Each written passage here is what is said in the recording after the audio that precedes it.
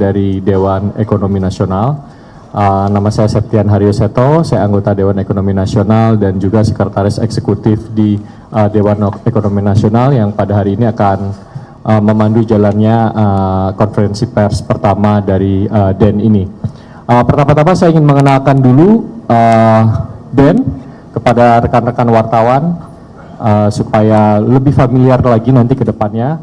DEN ada 8 anggota, di mana ketua atau chairman dari Dewan Ekonomi Nasional ini adalah Bapak Luhut Binsar Panjaitan, wakil dari Dewan Ekonomi Nasional ini adalah Ibu Mari Elka Pangestu, lalu anggotanya dari ujung sebelah sana ada Pak Herianto Irawan, beliau adalah praktisi di pasar modal, lalu kemudian ada Bapak Arif Ansori Yusuf, beliau adalah profesor ekonomi di Universitas Padjadjaran dan juga salah satu ahli kemiskinan terkemuka di Indonesia. Lalu di sebelah kanan saya ada, mungkin teman-teman sangat familiar, Bapak Khatib Basri, beliau adalah ekonom terkemuka dan juga menjabat sebagai Menteri Keuangan sebelumnya. Dan di sebelah kiri saya ada Bapak Firman Hidayat, anggota DEN dan juga menjabat sebagai Direktur Eksekutif di Dewan Ekonomi Nasional. Ada satu yang tidak hadir karena beliau ada agenda lain yang bertabrakan, adalah Bapak Haryanto Adikusumo, beliau adalah CEO dan Chairman dari PT AKR. Jadi kalau teman-teman melihat anggota atau struktur dari DEN ini, kita memang terdiri dari berbagai kepakaran, ada ahli makro, ada ahli perdagangan, ahli kemiskinan, jadi supaya ini untuk memberikan rekomendasi yang komprehensif kepada Bapak Presiden. Saya perlu perkenalkan juga Direktur Eksekutif yang ada di DEN. Yang pertama tadi saya sudah sebutkan Bapak Firman Hidayat sebagai anggota dan juga Direktur Eksekutif, lalu ada Bapak Tubagus Nugraha, mungkin silakan berdiri Bapak Tubagus Nugraha, ini adalah Direktur Eksekutif di DEN, lalu kemudian Bapak Gafari Ramadan, ini juga Direktur Eksekutif di DEN, dan yang terakhir ada Bapak Pantro Pandar Silitonga. Lalu kami juga ingin mengenalkan jajaran staf khusus yang ada di Dewan Ekonomi Nasional, ada Bapak Lambok, beliau adalah ahli hukum yang cukup veteran di Indonesia, lalu ada Bapak Jody Mahardi yang menjabat sekaligus sebagai jubir dari DEN, lalu kemudian ada Bapak Jemi yang juga staf khusus di DEN dalam bidang sains dan teknologi. Jadi ini tugas utama DEN adalah memberikan saran dan rekomendasi terkait dengan program prioritas dari Bapak Presiden, terutama dalam bidang ekonomi. Saran-sarannya tentu saja mencakup kebijakan dan juga bagaimana evaluasi dan implementasi dari kebijakan ekonomi prioritas Bapak Presiden yang dijalankan di lapangan. Demikian sedikit perkenalan dari Dewan Ekonomi Nasional. Ada satu hal yang saya kira perlu disampaikan dalam konferensi pers kali ini, yang ini berkaitan dengan pertemuan terakhir dari DEN dengan Bapak Presiden terkait dengan digitalisasi dari pemerintahan. Saya mohon izin Bapak Ketua DEN akan menyampaikan langsung bagaimana rekomendasi dari DEN terkait dengan digitalisasi pemerintahan ini. Mohon izin Pak Luhut. Assalamualaikum warahmatullahi wabarakatuh, teman-teman media dan anggota DEN. Saya kira tadi Seto sudah menjelaskan, memang kita memilih anggota Dewan ini betul-betul sesuai kepakarannya yang kita butuhkan untuk memberikan advice kepada Presiden. Dan ini seperti think tank. Saya terus terang menikmati pekerjaan ini. Saya 3 kali jadi Menko, saya ulangi, saya 3 kali jadi Menko, 1 kali Kepala Staf Presiden. Jadi saya melihat sekali bedanya ini, pekerjaan ini dengan pekerjaan-pekerjaan saya sebelumnya. Nah, kami sudah ketemu Presiden cukup intensif dan kita juga menjadi bagian proses pengambilan keputusan Bapak Presiden, dan itu kesepakatan pertemuan kemarin. Dan kita sudah menyiapkan ada 53 quick win dari Presiden untuk menjawab semua statement-statement Presiden yang disampaikan yang menjadi paling banyak di quote di dunia dari kepala negara punya statement. Jadi kita nyiapkan proyek-proyek yang sudah ada di pipeline, tinggal go. Salah satu adalah tadi government technology, yang kemarin adalah versi 6 e-katalog. Nanti minggu depan akan ada lagi yaitu genome sequencing, itu Kementerian Pendidikan dan Pertanian, yang juga sudah kita siapkan 3 tahun sebenarnya, lebih kurang sejak waktu dulu di Marves. Nah itu juga segera bisa jalan. Jadi banyak sekali saya kira program yang segera bisa tidak hanya dengan wacana, tapi juga kita sudah mulai bicara program yang bisa dilakukan dengan cepat. Kami dari Dewan Ekonomi Nasional memang punya regular meeting dengan Presiden yang kita atur, dan Presiden setuju dalam konteks ini. Pertemuan kemarin yang ketiga kali dalam 3 bulan, di samping itu tentu ada pertemuan yang tidak lengkap dengan grup, hanya lain-lain, sehingga Presiden saya lihat kemarin sangat menikmati usulan-usulan yang diberikan oleh DEN, termasuk planning untuk eksekusinya. Ini satu yang sangat penting menurut saya adalah mengenai government technology. Jadi government technology ini nanti detail Seto akan jelaskan. Itu akan menjawab banyak sekali pertanyaan mengenai korupsi, mengenai efisiensi, mengenai single data dan segala macam. Dan Presiden dan Dewan saya udah ingatkan kemarin sebelum ketemu Presiden, hati-hati karena Presiden itu bisa cepat. Dan Presiden kemarin kasih shock terapi pada Dewan, dia mau ini program sudah mulai jalan di bulan Agustus.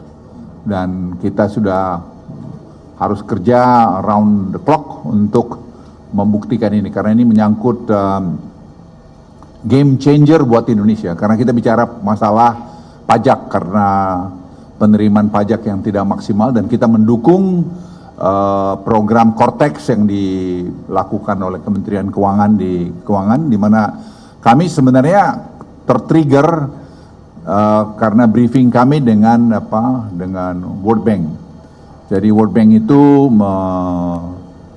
kritik kita bahwa kita salah satu negara yang mengkolek pajaknya tidak baik. Kita disamakan dengan Nigeria, dan menurut mereka kalau kita bisa lakukan program ini, itu bisa kita dapat 6,4% dari GDP atau setara kira-kira 1.500 triliun. Dan angka ini kita breakdown sekarang, dan saya lihat sih kalau kita lakukan dengan baik dan semua harus sepakat, jangan berkelahi gini-gini, jangan usah terus kritik-kritik dulu, biarkan jalan dulu. Nanti ya berikan kritik membangun, karena ini banyak masalah yang harus diselesaikan. Karena kami sebenarnya juga tertrigger oleh Pak Dede ini.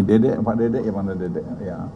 Dia datang dengan Tinbergen Rule, yang saya juga baru belajar juga. Tinbergen Rule ini, saya juga baru tahu bahwa Profesor Sumitro itu pembimbingnya waktu dia ambil dokter di Erasmus University di Belanda. Itu adalah seorang peraih Nobel, yaitu Tinbergen tadi. Tinbergen inilah yang mengeluarkan Tinbergen Rule, di mana satu kebijakan itu mengcover satu tujuan. Nah kita terlalu acak-acak, sehingga itu yang menyebabkan kita seperti sekarang ini. Jadi satu kebijakan itu kita berlakukan untuk banyak tujuan, ya, akhirnya jadi tumpang tindih, menimbulkan tadi sekat-sekat masalah. Nah, kita akan coba itu, dan Presiden kita brief mengenai ini, dan saya lapor Bapak Presiden juga tidak aware bahwa Profesor Sumitro, ayahanda beliau itu rupanya pembimbing dia dulu pernah Nobel, dan kita usut-usut lagi sampai hari ini cuman satu-satunya orang Indonesia yang pernah dibimbing untuk ambil PhD-nya oleh seorang peraih Nobel, ya Profesor Sumitro. Jadi kita mau coba supaya sekarang Tinbergen rule ini oleh Prof Mari dan juga oleh Pak Dede untuk kita menjadi cara kita untuk memperbaiki banyak peraturan-peraturan atau kebijakan-kebijakan yang kita buat, satu kebijakan itu untuk banyak hal. Nah, ini saya pikir sedang kita lakukan dan saya sangat optimis dengan sekarang digitalize pemerintahan kita ini, karena pengalaman kita di COVID, pengalaman kita Simbara, batubara, Simbara, tadi nikel, Simbara juga sekarang dalam kelapa sawit. Jadi bukan hal baru buat kita. Jadi saya ingin menyampaikan bahwa ini suatu langkah yang sangat bagus. Saya minta Seto untuk membrief tadi mengenai barang ini. Karena barang ini menurut saya super penting. Ya, super penting. Dan saya hanya mohon semua kita, pejabat-pejabat, pengamat-pengamat, ayo kita rame-rame dukung ini. Karena ini untuk kepentingan Republik. Ini game changer buat Indonesia. Dan kami kepada Presiden membrief itu kemarin cukup detail. Dan beliau, saya juga senang sekali, beliau sangat responsif dan sangat memahami juga masalah ini. Tidak ada yang kita perlu salahkan, ya ini salah kita rame-rame. Mungkin kita kurang melihat dulu, tapi kami juga sudah diskusi dengan India, dan tim akan ke India nanti dalam 10 hari ke depan, dan Presiden sudah merintahkan untuk itu. Kita akan belajar pengalaman dari India, walaupun kita sudah banyak paham juga, tapi lesson and learn dari India kita perlu lakukan untuk mengurangi kemungkinan kita membuat kesalahan. Saya silakan Teto. Ya, terima kasih Pak Ketua. Jadi ada 4 pilar digitalisasi pemerintahan, yang dimana pajak ini sebenarnya hanya salah satu pilarnya saja. Jadi pilar pertama adalah bagaimana kita saya bisa... minta Anda baca ini tadi mengenai Tinbergen ini, rule ini. Itu penting Anda baca dan perlu di-quote bahwa Presiden kita tuh ayah andanya itu dibimbing oleh seorang peraih Nobel yang belum pernah ada terjadi di Indonesia. Kita juga baru tahu kemarin itu gara-gara Mari dengan dengan si Dede itu. Jadi luar biasa. Saya bangga juga lihat, wow, boleh juga kita Indonesia ini. Dan Pak Prabowo sendiri pun tak tahu pula itu barang itu. Jadi beliau baru tahu, dia belum tahu. Kita juga baru tahu juga. Ya. Ya. Jadi teman-teman, ada 4 pilar digitalisasi pemerintahan, di mana pilar yang pertama adalah bagaimana kita mengoptimalkan pendapatan negara. Nah, dari optimalisasi pendapatan negara ini ada 2 desain utama. Yang pertama adalah Cortex, yang ini terkait nanti dengan perpajakan. Yang kedua adalah Simbara, yang ini nanti terkait dengan pendapatan negara bukan pajak dari sektor tambang, terutama royalti. Jadi ini adalah 2 pilar utama, 2 komponen utama di dalam pilar optimalisasi pendapatan negara. Jadi kalau kita bicara pajak dalam konteks digitalisasi, ini sebenarnya hanya salah satu pilar saja yang kita lihat ini menjadi bagian dari bangunan yang komprehensif. Kenapa ini penting? Karena kita melihat dengan Cortex, kepatuhan wajib pajak ini bisa ditingkatkan dengan signifikan. Oleh karena itu, dalam laporan kepada Bapak Presiden, kami menyampaikan kita di Dewan Ekonomi Nasional mendukung penuh adanya implementasi Cortex ini yang telah dimulai dari 1 Januari tahun 2025 ini. Kalau masih ada kekurangan sana-sini, saya kira wajar, ini sistemnya baru diimplementasikan, tapi kami percaya di Kementerian Keuangan, Dirjen Pajak, akan bekerja keras untuk mengimprove sistemnya supaya bisa berjalan dengan baik. Jadi ini adalah pilar yang penting. Simbara kita sudah jalankan di batubara, akan kita masukkan nikel dan timah ke dalam sistem ini. Kita sudah melihat peningkatan pendapatan negara, peningkatan kepatuhan dari sektor batubara ketika Simbara ini diimplementasikan. Pilar yang kedua adalah bagaimana kita bisa mengefisienkan belanja negara. Ini yang sudah di-launching oleh Bapak Presiden pada bulan Desember. Slide-nya ditayangin aja biar teman-teman media lihat itu. Ya. Ikutin slide-nya itu. Ya. Jadi oh ya. Bukan yang ini, slide terus. Ya, ini dia. Jadi ini yang slide yang kami paparkan pada Presiden. Jadi Anda sama seperti Bapak Presiden lah, dapat kesempatan sama. Iya. Ya, pilar yang kedua adalah bagaimana kita mengefisienkan belanja negara. Bagaimana kita bisa meminimalkan inefisiensi. Salah satunya adalah yang kemarin sudah diluncurkan terkait dengan e-katalog. Lalu kemudian yang ini saat ini juga sedang dilakukan adalah bagaimana kita bisa mensinkronkan penerima-penerima bantuan sosial agar bantuan sosial ini bisa lebih tepat sasaran. Saya kira ini nanti juga akan sangat terbantu dengan adanya digitalisasi. Pilar yang ketiga adalah bagaimana kita bisa memperbaiki dan meningkatkan pelayanan publik kepada masyarakat umum terkait dengan layanan kependudukan, SIM, paspor, yang lain-lain. Ini nanti akan diintegrasikan di dalam pilar yang ketiga. Dan pilar yang keempat, yang terakhir adalah bagaimana kita bisa meningkatkan layanan berusaha. Pada periode Presiden Jokowi kita sudah merintis melalui OSS, kita terus melakukan perbaikan dan ini akan menjadi salah satu pilar yang kunci sehingga terkait dengan investasi, pertumbuhan ekonomi, ini nanti bisa difasilitasi dari pilar yang keempat ini. Fondasi utama dari keempat pilar ini adalah apa yang dinamakan Digital Public Infrastructure. Itu adalah bagaimana digital ID itu menjadi sangat penting. Ini yang kemarin dari pesan dari Bapak Presiden 17 Agustus beliau ingin melihat perkembangan dari atau orang-orang yang sudah terdaftar dalam digital ID ini.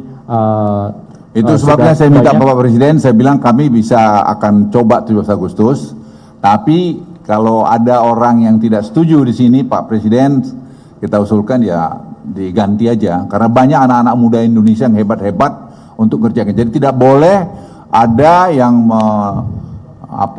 menghambat proses ini. Jadi, semua harus kita sepakat karena ini untuk kepentingan Republik Indonesia. Lanjut. Ya, yang kedua adalah terkait dengan digital payment, yang ketiga terkait dengan data exchange, dan yang keempat ini terkait dengan bagaimana AI dan big data untuk mengolah tadi data-data yang sudah dikonsolidasikan. Ini adalah pekerjaan lintas kementerian. Digital ID ini sangat berkaitan nanti dengan Kementerian Dalam Negeri dan Kementerian Komdigi. Jadi ini perlu ada koordinasi memang yang baik terkait dengan bagaimana kita bisa membangun digital public infrastructure. Jadi Bapak-bapak bisa melihat kalau database ini sudah terintegrasi dengan baik, sistem di Cortex itu bisa mengolah nanti data-data yang masuk sehingga dia akan bisa mendeteksi kalau wajib pajak itu memasukkan data yang tidak benar. Ini bisa terdeteksi di dalam Cortex. Misalnya kalau ada yang memasukkan jumlah aset, jumlah mobil atau jumlah rumah lebih sedikit dibandingkan apa yang sebenarnya dia punya, ini nanti bisa kelihatan langsung terdeteksi di Cortex. Tentunya ini nanti bertahap secara proses melalui development dari Cortex. Saya tambahkan ya, saya akan interupsi dikit-dikit itu. Itu kita seperti contoh ya, ada mobil sama sepeda motor mungkin 100 juta lebih, yang bayar pajak cuma 50% itu. Jadi Anda bisa bayangkan kepatuhan kita itu sangat rendah. Sangat rendah. Tapi dengan itu nanti kita akan berikan dana ini, karena tadi kalau betul 1.200 triliun, tadi 1.500 triliun, kita assume 1.200 triliun bisa kita collect nanti secara bertahap. Itu Presiden sudah menyatakan akan terus nanti mengalokasikan kepada seperti UMKM untuk mendorong tadi purchasing power daripada kelas menengah bawah. Dan itu saya kira dengan sekarang program makan bergizi dan juga dana desa, kalau Anda hitung, saya akan loncat-loncat ya, karena banyak yang mau disampaikan. Itu 8% growth yang dicanangkan itu bukan hal yang impossible, itu sangat doable untuk dilakukan. Kenapa? 1 miliar per desa roughly untuk dari dana desa dan plus dengan makan tadi itu kira-kira hampir 9 miliar rupiah itu berputar di desa. Dan itu akan mengenerate ekonomi di sana. Dan ini sebenarnya juga adalah teorinya dari almarhum Profesor Mobiarto, guru besar mengenai kemiskinan yang dia sebut ekonomi Pancasila. Jadi sebenarnya Presiden Prabowo juga tadi mendorong ini semua. Dan ini dengan tadi sistem yang dibuat ini, kita akan semua nanti targeted. Jadi mengenai bantuan tunai langsung pun, itu dia harus buka bank account dia nanti, dan juga kita target, dan dia harus membelanjakan uang ini dengan arahan pemerintah. Misalnya di desa itu dia beli telur gini dan sebagainya, ayam dan sebagainya, itu akan pegang barcode-nya dibuat, dan itu yang membuat sistem ini, saya ulangi ya, yang membuat sistem ini itu anak-anak Indonesia. Itu ada 300 sekarang orang yang bekerja di LKPP, di Peruri, di Telkom sana, dan Presiden kemarin malam sudah setuju akan bertemu dengan mereka kira-kira 2-3 minggu dari sekarang setelah sistem ini sudah mulai terbentuk. Jadi ingat sekali lagi, sistem ini bukan sistem baru. Ini semua anak Indonesia dan tidak seperti EKTP, mau tender sekian triliun, tidak ada itu.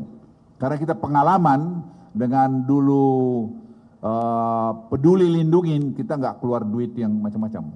Dan itu ternyata bisa.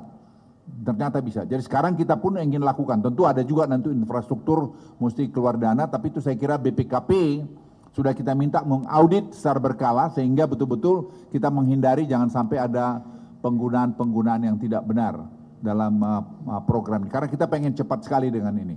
Lanjut, Tok. Ya, terima kasih Pak Ketua. Mungkin dari anggota DEN yang lain ada yang ingin mendapatkan Pak Khatib Basri atau Ibu Mari Pangestu? Silakan. Ibu Mari, cukup. Pak Heri? Ya, nanti tanya jawab aja. Ya.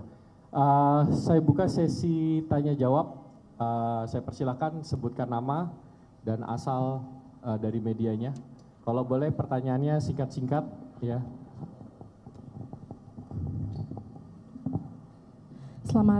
Selamat pagi, selamat siang Bapak Ibu. Saya Dova dari Bloomberg Technos. Mau tanya Pak, mungkin apakah boleh dijelaskan pandangan dari DEN soal BRICS? Baru bergabung secara penuh ya Pak. Nah ini tuh kalau dari DEN sendiri ngelihatnya apakah ada fasilitas yang akan ditawarkan oleh BRICS ke Indonesia? Dan kalau misalnya nanti dengan BRICS, apakah Indonesia pada akhirnya akan berencana untuk mulai membeli minyak-minyak juga dari Rusia Pak? Dan kalau apakah dengan bergabungnya ke BRICS, apakah Indonesia masih dalam tanda kutip takut dengan retaliasi dari atau ancaman retaliasi dari Barat? Selain itu mau bertanya juga soal tadi penerimaan pajak Pak. Kalau di APBN kemarin kan realisasi penerimaan pajaknya di bawah target APBN ya Pak. Kalau misalnya dari DEN berarti tahapan yang harus dilakukan untuk meningkatkan kepatuhan dan juga penerimaan pajak, apakah boleh dijelaskan melalui digitalisasi tadi secara lengkap. Terus pandangan juga soal makan bergizi gratis Pak. Kalau misalnya ada, kan selama ini banyak yang mengomentari kalau misalnya itu anggarannya 71 triliun itu termasuk besar. Tapi kalau dari DEN sendiri multiplier efeknya ke ekonomi apakah bisa dijabarkan Pak? Terima kasih. Ya, terima kasih Mbak Dova.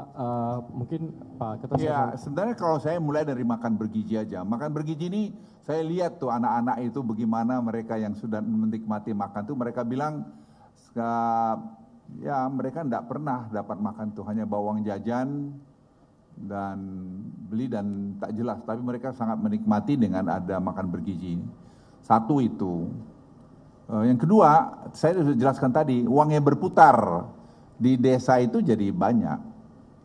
Ada kegiatan ekonomi, orang jadi bikin sayur lah, bikin inilah. Ini kan baru 1 minggu. Ya, baru 1 minggu. Pak Arif Ansori ini kan ahli kemiskinan. Dia masih menguji doktor di Leiden. Ini sebenarnya dia nunggu belum berangkat gara-gara mau press conference ini. Jadi dia ini betul-betul ahli kemiskinan yang kurang digunakan dulu. Jadi kita rekrut dia masuk sini. Jadi dia yang menghitung juga salah satu mengenai misalnya upah minimum pegawai. Karena kita gini, tidak boleh emosional melihat ini. Kita harus melihat equilibrium dari semua. Kalau kita naikin gaji terlalu tinggi, bangkrut tuh perusahaan.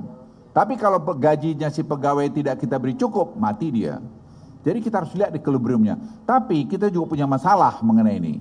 Yaitu productivity daripada pegawai kita kurang. Jadi berarti ada masalah human capital. Dan ini perlu kita perbaikin.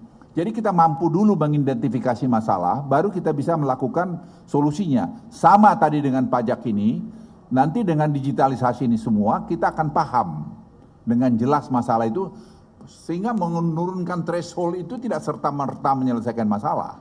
Bisa nanti penerimaan negara juga bisa jeblok. Jadi kita makanya cepat sekali sekarang pengumpulan data ini, sehingga data mesin ini nanti bisa membicarakan, mengeluarkan laporan-laporannya. Dan kita dari situ nanti akan menyusun kebijakan. Jadi seperti tadi Tinbergen Rule tadi, ini akan tadi lahir. Nanti saya lapor Bapak Presiden, kita akan mungkin lakukan perubahan-perubahan peraturan untuk tadi menyesuaikan dengan apa hasil temuan-temuan ini. Itu tadi mengenai BRICS, kita negara berdaulat, negara besar.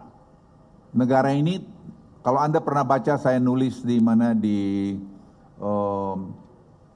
South China Sea, ya South China Sea, saya katakan Indonesia is too big to lean to any country. Indonesia terlalu besar untuk berpihak kepada satu negara, Ya maksud saya waktu itu Cina dan Amerika. Kita tidak perlu, apalagi sekarang ini, apalagi dengan presidennya seperti Pak Prabowo, tidak perlu. Jadi kita perlu merdeka, perlu independen. Ya sedikit nakal-nakal lah, menunjukkan bahwa kita punya juga, punya say juga. Apa keuntungan kita dengan BRICS? Ya market kita lebih besar. Karena ini masalah kalau kita tidak hati-hati dengan persoalan yang ada di Tiongkok sekarang, dan juga persoalan di Eropa, di mana gas sekarang dari Rusia di stop mereka, itu akan terjadi nanti masalah krisis energi di Eropa, dan dia turunkan ke Cina, dan Cina masalah ekonominya juga sekarang lagi kurang baik, dan Amerika kita uncertainty-nya tinggi karena tarif itu yang belum jelas mau berapa persen dinaikkan oleh Presiden Trump. Jadi kombinasi masalah ini memang betul-betul kami cermatin dengan baik. Jadi itu salah satu tugas Den tadi, memberikan masukan pada Presiden dalam proses pengambilan keputusan. Dan saya kira dengan keahlian-keahlian seperti Pak Dede ini, Pak Dede masih researcher di Harvard. Ya, dia masih researcher di Harvard dan dia tinggal di sana, dan ya sekarang ini masih kita tahan-tahan di sini, dan kita punya advisory board. Advisory board, Global Advisory Board. Itu ada tadi Ruhir Sarma, penulis buku One Man Wrong with Kapitalis. Ada juga kita punya tadi Ray Dalio adalah salah satu pemain market yang sangat besar, jadi kita tahu kira-kira mau kemana arahnya. Kemudian kita juga punya dari Majun bekas wakil Bank Sentral dari Cina. Jadi kita betul-betul mendapatkan informasi yang sangat komprehensif, sehingga kita didiskusikan di dalam konsil, dan itu kita berikan masukan pada Presiden. Jadi saya pikir ini yang dulu waktu zamannya pemerintahan yang lalu kita tidak pernah sempat punya. Kita semua banyak action karena memang kebetulan belum ada ini.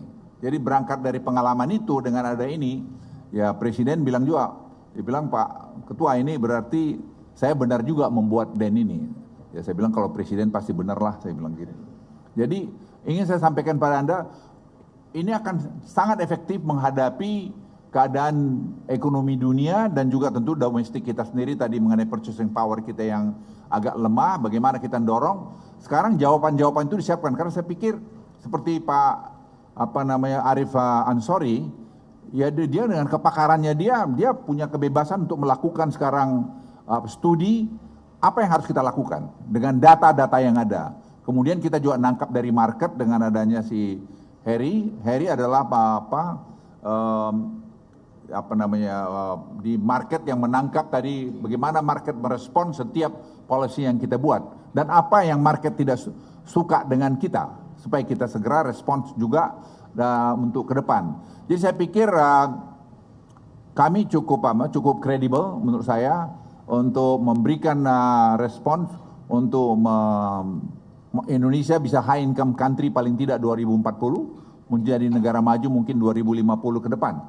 Saya sangat confidence melihat itu karena kita punya hilirisasi, kita punya tadi macam-macam hilirisasi sudah, dan tadi genomic sequencing yang akan dibuat sehingga bibit-bibit kita perbaiki. Kemarin saya juga lapor Presiden, saya beritahu Presiden kita punya kelapa sawit, yieldnya per hektar itu hanya mungkin 1,8 ton, dengan tadi pengayaan, pemurnian bibit di kelapa sawit kita bisa bikin 6-7, mungkin 8 ton per hektar. Jadi kalau kita punya 16 juta, mungkin kita tetap target kita 100 juta ton per tahun untuk produksi kelapa sawit bisa kita capai, sehingga nanti kebutuhan untuk pangan dan kebutuhan untuk tadi minyak goreng dan kebutuhan ekspor itu masih bisa terpenuhi. Jadi semua kita lihat equilibriumnya, Misalnya kita juga melihat bibit bawang putih. Kita import 700 juta dolar setahun, 770. Sekarang kalau kita punya bibit sendiri, ya katakan 20%, kita bisa penuhi bertahap, karena itu butuh waktu untuk bikin genom itu. Dan genom ini teknologinya sekarang sudah jalan, sudah mulai kita kerjakan, kita bertahap. Misalnya juga kejadian kokoa itu kita butuh 800 juta, kita hanya punya 2 juta, lainnya kita mesti impor. Itu semua uang, dan kualitasnya bukan kualitas yang bagus. Nah sekarang kita akan lahirkan itu semua. Sekarang ungguin nanti wartawan bisa, Presiden sudah mau meninjau pusat researchnya itu di herbal itu dan hortikultura di Humbang Hasudutan. Saya minta masih 2 bulan biar kita sempurnakan sebelum nanti Presiden ke sana. Jadi kita tidak perlu lagi hanya bilang Thailand aja. Indonesia juga punya our own genome sequencing yang teknologinya sangat advance sekali. Itu saya kira dari saya. Silakan. Pak, terima kasih Pak Ketua. Sebentar, mungkin terkait dengan tadi pertanyaan mengenai bagaimana digitalisasi membantu kepatuhan pajak, saya mungkin minta dari Pak Khatib Basri karena beliau juga adalah Menteri Keuangan sebelumnya. Terima kasih teman-teman media. Pertama-tama saya ingin menyampaikan, karena tadi awalnya dibilang bahwa target pajaknya belum terpenuhi ya kalau saya nggak salah pertanyaannya. Pertama-tama saya ingin menyampaikan bahwa begini, kita juga harus lihat realitas yang ada ya, bahwa usaha untuk meningkatkan pajak ini bukan pekerjaan yang mudah. Kita juga harus akui hal itu. Dan saya kira apa yang dilakukan oleh teman-teman di Direktorat Jenderal Pajak dengan korteksnya itu adalah sesuatu hal yang kita perlu lakukan apresiasi. Mengapa saya katakan demikian? Karena begini, untuk mengurus pajak ini bukan pekerjaan mudah. Kalau kita mau naikkan tarifnya, Anda semua akan marah kan? Ya, ini sesuatu yang nyata. Tapi di sisi lain ada kendala yang dihadapi oleh DJP adalah mengenai kepatuhannya yang rendah. Jadi kalau dilihat bahwa dari potensi pajak yang ada, itu tadi Pak Ketua menyatakan misalnya dari mobil saja ya, tadi yang disampaikan, itu sebagian besar bahkan tidak melaporkan. Jadi isunya di sini adalah isu mengenai kepatuhan, isu mengenai compliance. Ya, upaya untuk menggunakan tarif mungkin akan berdampak tetapi tidak akan terlalu signifikan. Jadi yang perlu diadres itu adalah isu mengenai kepatuhan. Pertanyaannya adalah kalau kita ingin melakukan perbaikan di dalam kepatuhan, apa yang harus dilakukan? Itu pertanyaan berikutnya kan. Kenapa digitalisasi menjadi penting? Di era seperti ini, data is a new oil. Data itu adalah seperti minyak di tahun 70-an. Mereka yang punya data itu bisa melakukan profiling, bisa melakukan cross check. Sebagai contoh misalnya, Cortex ini sudah ada di mana proses bisnis nanti akan jauh lebih efisien, tetapi di sisi lain kalau dia kemudian digabungkan misalnya dengan GovTech, dengan Simbara yang nanti Pak Seto akan bicara, maka dia akan dilakukan cross check. Kalau Anda laporkan pajaknya di Cortex tidak benar, sementara pembelian mobil Anda dilakukan tidak dilaporkan, maka dengan data digital itu kemudian akan bisa dilakukan cross check. Sehingga akan memudahkan nanti untuk DJP untuk memonitor apakah angkanya betul atau tidak. Dari sini compliance kemudian akan bisa dilakukan. Dan bahkan nanti mungkin Pak Seto juga bisa cerita, kalau dia tidak memenuhi persyaratan itu nanti di GovTech-nya bisa ada automatic blocking. Sehingga mau tidak mau mereka harus patuh. Jadi ini yang kemudian menjelaskan mengapa digitalisasi itu menjadi solusi. Ya, saya kira kita juga realistis bahwa gampang untuk menyatakan bahwa ya targetnya tidak tercapai, tapi kita juga mesti menyadari mengenai kesulitan yang dihadapi oleh DJP.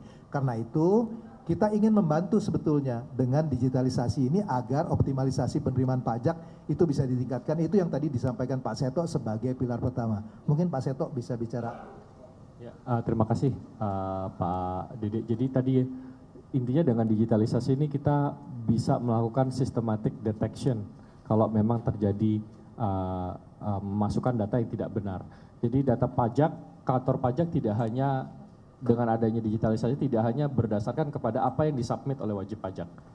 Saya kira ini adalah aspek yang sangat penting. Dan tadi yang Pak Katip sampaikan, kalau di Simbara batu baranya belum bayar royalti, maka sistemnya akan ngeblok. Jadi perusahaan itu tidak akan bisa jualan batu bara sampai dia melunasi tagihan royaltinya. Kalau ini tadi 4 pilarnya ini sudah bergabung, bisa saja nanti ke depan kalau Anda ada tunggakan pajak, ya mungkin nanti Anda tidak bisa keluar negeri gitu. Jadi saya beri contoh misalnya penyeludupan. Karena dengan semua data terintegrasi, kita pakai blockchain juga segala macam.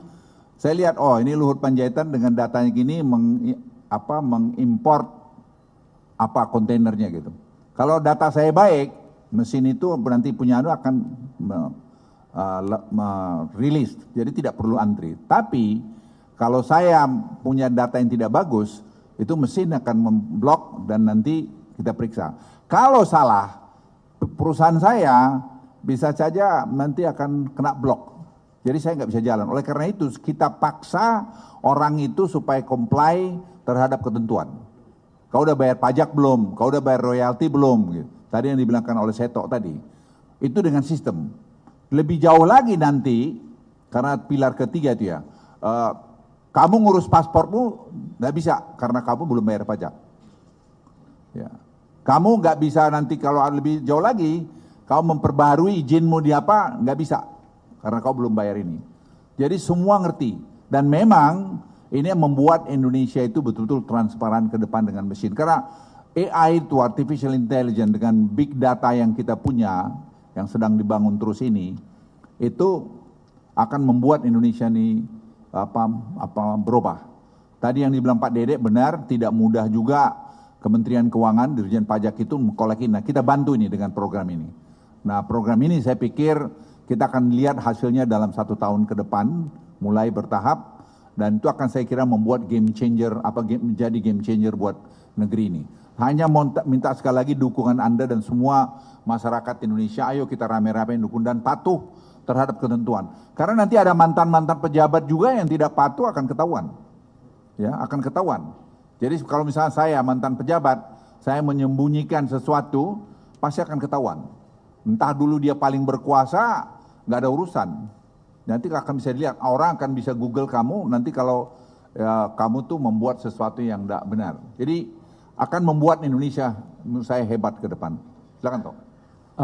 Sebentar, terkait dengan makan bergizi gratis, karena dari kami juga ini jadi satu poin diskusi utama. Saya mohon Prof. Arief untuk memberikan jawaban juga terkait dengan bagaimana evaluasi ini.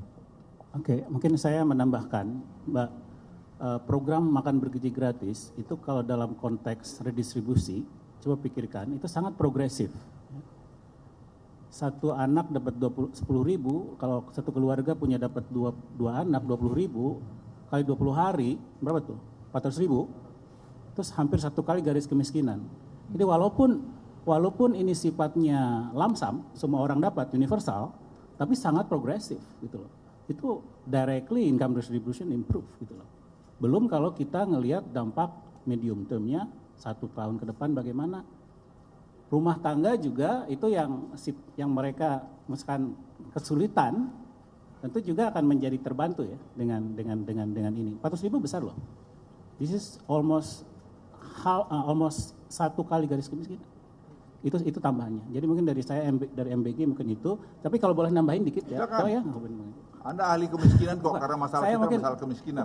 Lebih ke yang lebih general. Tadi kami di DEN itu belajar banyak ya dari Pak Luhut, karena semua yang kita usulkan itu harus implementatif gitu ya. Itu satu ya. Tetapi apa yang kita bicarakan di sini itu menurut saya itu at foundational level. Kenapa? Kita ingin di tahun 2045 itu bukan hanya menjadi negara high income, tapi negara maju. Negara maju itu kan negara modern. Bagaimana kita mau jadi negara modern kalau hanya 7-8 juta orang bayar pajak dari 300 juta? Bagaimana kita mau jadi negara modern kalau hanya 99%, hanya 0,5% perusahaan bayar pajak? Nggak mungkin kita jadi negara modern. Jadi tadi Tinbergen Rule ya, saya boleh nambahin satu lagi, ada Wagner Rules ya. Wagner Rules itu itu semakin modern suatu Ini negara. saya ini udah jadi berubah hidup saya masuk Den ini. Diajarin profesor-profesor yang saya nggak ngerti apa Tinbergen apa, rule apa lagi saya bilang itu. Satu Ini lagi, Weinberger lagi nih Ya, rule. satu lagi. Wagner's rule. Wagner's itu semakin modern suatu negara, semakin maju suatu negara semakin hadir. Semakin besar spending GDP negara dalam GDP-nya. Jadi kalau kita menjadi negara maju, negara harus lebih hadir. Masalahnya gini ya teman-teman, kita itu sering bicaranya menuntut aja negara hadir. Negara hadir itu tidak serta-merta. Negara hadir itu kita semua sama-sama menghadirkannya melalui tadi tahapan-tahapan ini gitu loh. Jadi ini sangat foundational level. Jadi walaupun Pak Luhut sangat implementatif, what we're doing is very basic at foundational level untuk membangun negara modern. Itu tambahan dari saya, Bang. Oke. Ya, Pertanyaan ini boleh juga lah, memang profesor kita ini hebat lah. silakan. Ya. Jangan ngulang pertanyaan yang udah tadi, BRIC sudah dijawab ya, soal pajak sudah dijawab. Silakan. Selamat pagi menjelang siang, Bapak Ibu semua. Saya mau lanjut dari Tanah.com. Saya bertanya tadi Pak Luhut sudah menyampaikan kan Dewan Ekonomi Nasional telah menyampaikan 53 quick win terhadap Presiden. Itu boleh dijabarkan kira-kira informasi 53 quick win Pak? Ya, bisa nanti kita mau sampaikan terakhir itu sebenarnya ya Presiden itu kita ganggu terus dengan ini karena ini sebenarnya adalah terjemahan dari pidato-pidato Presiden di berbagai tempat yang menurut banyak orang itu sangat hebat. Dan sekarang kan masalahnya bagaimana implementasinya. Nah implementasinya salah satu yang tadi ini mengenai apa namanya ini digitalisasi itu menjawab banyak sekali pertanyaan-pertanyaan atau mengimplementasikan banyak sekali tadi statement Presiden. Tadi mengenai apa? Mengenai ini saya pikir ya itu. Ya. Ini juga Pak mau minta tanggapan mungkin Bapak Ibu semua terkait ini kebijakan mengenai kenaikan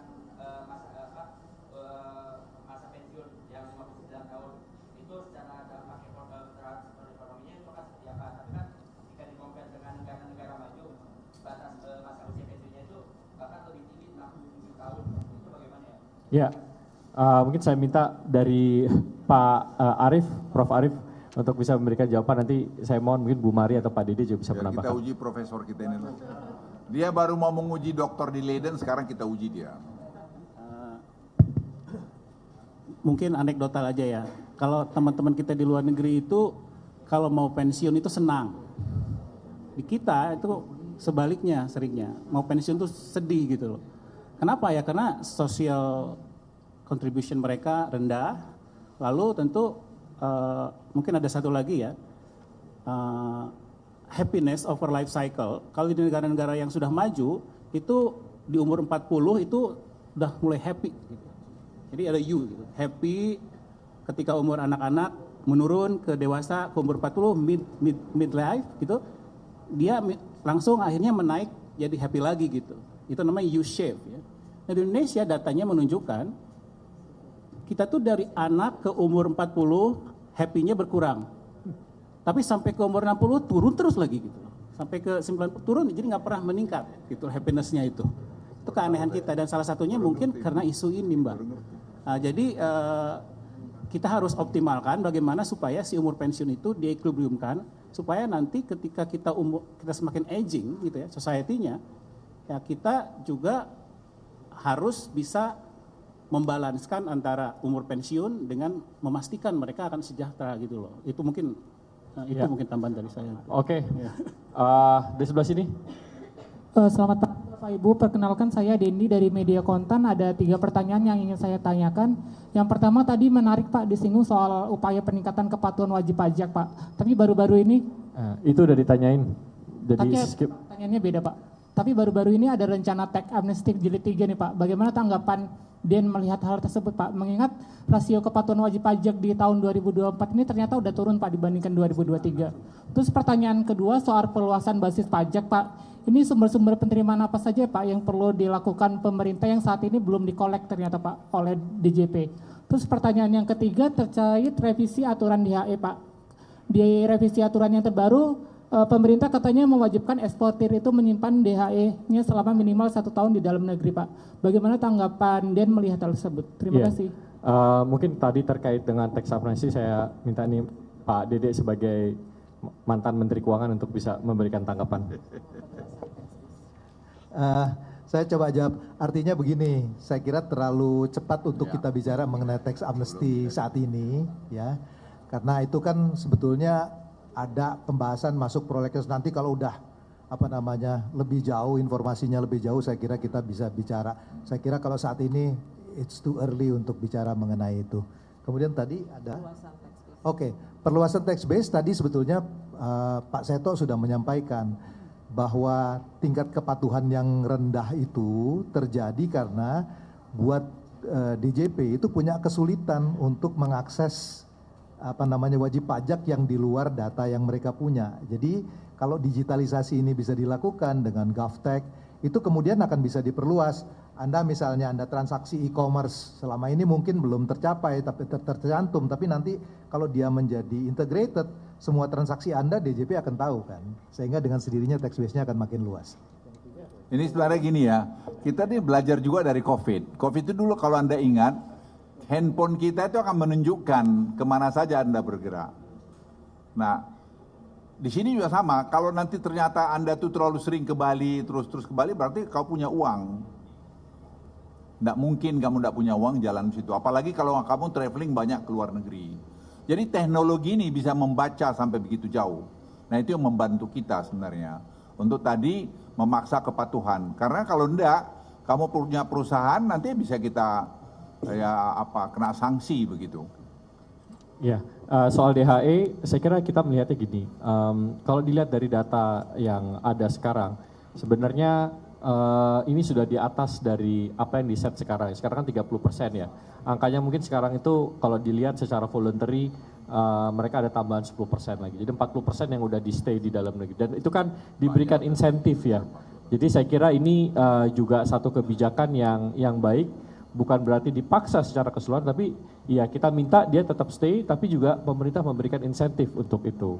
Dan ini kan hanya nanti mungkin kalau yang kita lihat, terutama dikenakan kepada sektor-sektor sumber daya alam ya, kelapa sawit, tambang gitu ya, yang memang ya itu kan berasal dari bumi Indonesia.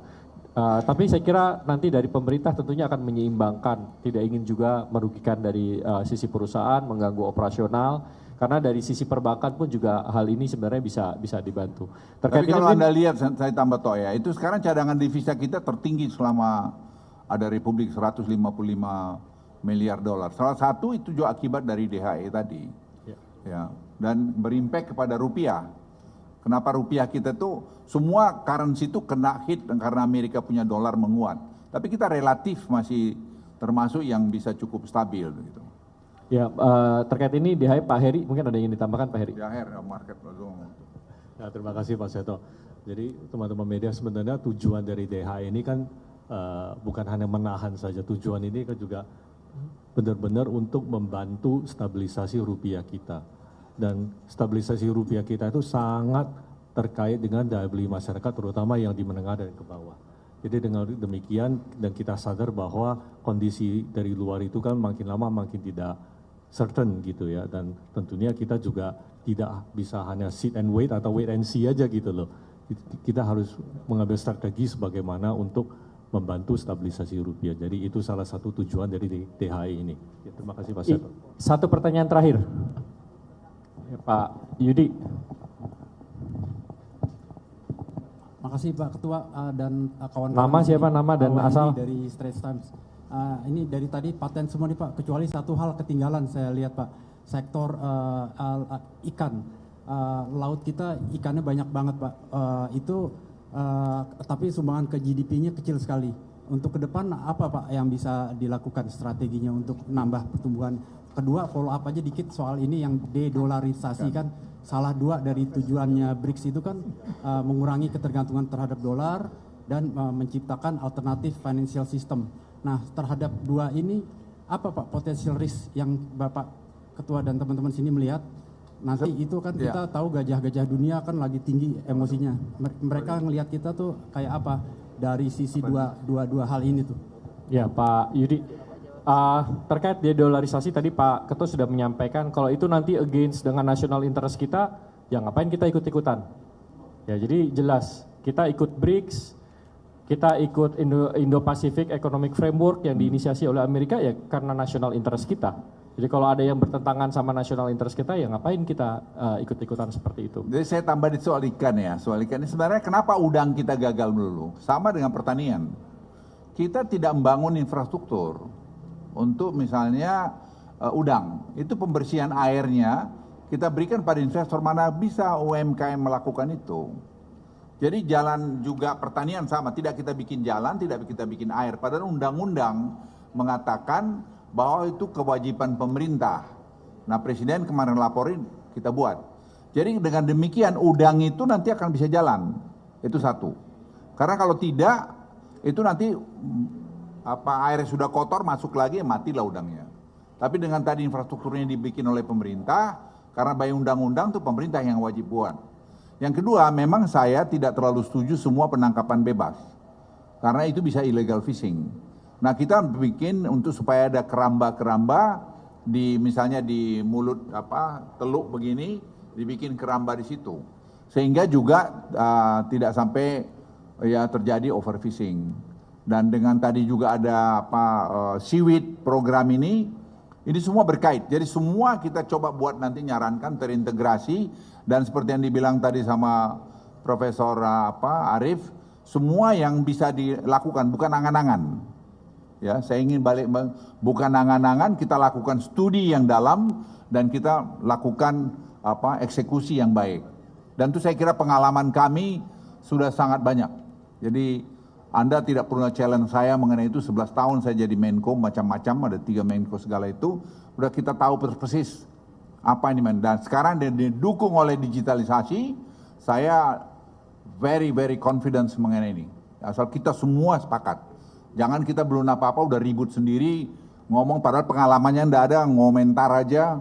Ya kalau mau datang aja ke saya, nanti ngomong gini kurang, Kang Den, bisa ke Prof. Arif ini kurang. Kita terima kok, kita sangat terima. Tapi dalam konteks untuk membuat Indonesia lebih bagus. Ya, izin menambahkan Pak Ketua terkait dengan kelautan dan perikanan ya. Jadi memang potensinya sangat besar. Tadi sudah disampaikan oleh Pak Ketua, yang paling penting adalah infrastruktur. Tetapi di luar infrastruktur, tata kelolanya juga harus dibenahi gitu ya. Masalah perizinan dan regulasi yang dipermudah itu harus terus dikerjakan. Dan ini saya kira sudah terus dilakukan oleh pemerintah yang lalu dan terus dilanjutkan di pemerintahan yang sekarang. Nah kemudian yang berikutnya tadi Pak Ketua sampaikan penangkapan bebas memang kita harus mulai batasin. Yang harus didorong adalah yang budidaya gitu kan. Nah untuk bisa mendorong budidaya kemudian hilirisasinya, peran paling penting adalah riset dan teknologi gitu ya. Misalkan di rumput laut gitu ya, kita harus bisa punya traktor untuk budidaya rumput laut. Kita harus punya mekanisasi untuk budidaya rumput laut sehingga produksinya bisa meningkat, cost-nya sebagai bahan baku bisa turun gitu ya. Sehingga nanti hilirisasinya bisa berkembang. Dan hilirisasinya seperti rumput laut kan banyak, bisa digunakan untuk plastik, bisa digunakan untuk biofuel bahkan. Tetapi teknologi hilirnya juga harus kita kembangkan. Saya kira ini langkah-langkah yang perlu kita dorong untuk bisa memaksimalkan potensi kita di sektor kelautan dan perikanan. Terima kasih Pak. Oke, terima kasih. Sebelum saya tutup sebentar Tok, ini kita harus hati-hati tetangga kita ya. Mereka tuh belajar dari sukses kita downstreaming. Jadi mereka membuat juga special economic zone. Belajar dari kita juga. Dan mereka konsisten terhadap itu. Jadi kita harus belajar dan kita sekarang melihat tetangga kita membuat special economic zone dengan konsistensi peraturan. Nah kita berharap jangan ada pejabat yang tidak konsisten. Dan itu saya mohon semua kita harus mengkritik kalau kita melihat ada pejabat yang tidak konsisten terhadap ketentuan yang sudah dirumuskan. Misalnya special economic zone yang sudah dibuat, ya semua harus patuh pada itu. Jangan ada kementerian atau pejabat yang tiba-tiba robah sini, robah sana lagi. Itu membuat nanti investor tidak percaya sama kita. Tadi ada 8 orang, ada 40 sebenarnya investor dari Hong Kong datang ke kita, mereka permintaannya konsistensi terhadap ketentuan atau kebijakan yang ada di negeri kita ini. Saya kira itu aja Tok, terima kasih. Terima kasih teman-teman wartawan, sampai jumpa lagi di konferensi pers berikutnya. Nanti kalau masih ada pertanyaan bisa langsung dengan Pak Jody. Terima kasih, selamat siang, wassalamualaikum warahmatullahi wabarakatuh.